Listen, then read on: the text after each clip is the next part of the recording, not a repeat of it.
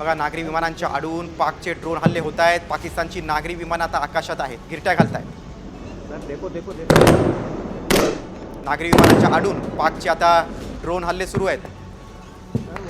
मात्र भारतीय लष्कराकडून हे सगळे हल्ले परतवून लावले जात आहेत। पाकिस्तानची नागरी विमानं आता आकाशात गिरट्या घालतायत। सलग दुसऱ्या दिवशी पाकिस्तानकडून भारतावर हल्ला करण्याचा, ड्रोनद्वारे हल्ला करण्याचा प्रयत्न सुरू आहे।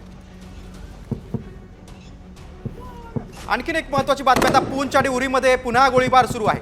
पाकिस्तानकडून पुन्हा उरीमध्ये गोळीबार करण्यात आलेला आहे। गोळीबारानंतर अनेक भागात सायरन वाजलेले आहेत। जम्मू काश्मीरमध्ये काही भागात आता ब्लॅकआउट झालेला आहे। जम्मू काश्मीरचा अनेक भागात अंधार आहे। खबरदारीचा उपाय म्हणून प्रशासनाने ब्लॅकआउट केलेला आहे, कारण पूंछ आणि उरीमध्ये सलग दुसऱ्या दिवशी गोळीबार सुरू आहे। पाकिस्तानच्या हल्ल्याला भारतीय लष्कर जशास तसे प्रत्युत्तर देते। जम्मू काश्मीरमध्ये काही भागात आता ब्लॅकआउट झालेला आहे।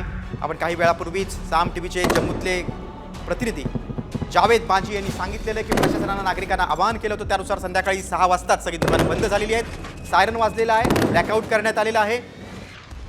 लष्कर आणि पोलीस सतर्क झालेले आहेत। पुरेशी खबरदारी काश्मीर खोऱ्यात घेतली जाते। मात्र सातत्यानं पाकिस्तानकडून गोळीबार सुरू आहे।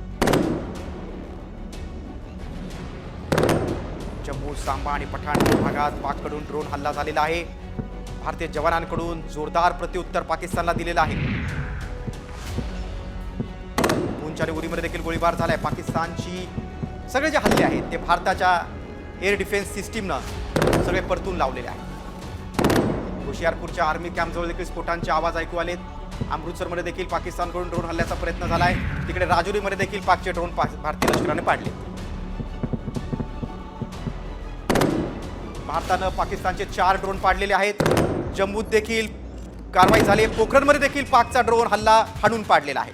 तिकडे लेह, चंदीगड, शिमला विमानतळ देखील बंद आहे।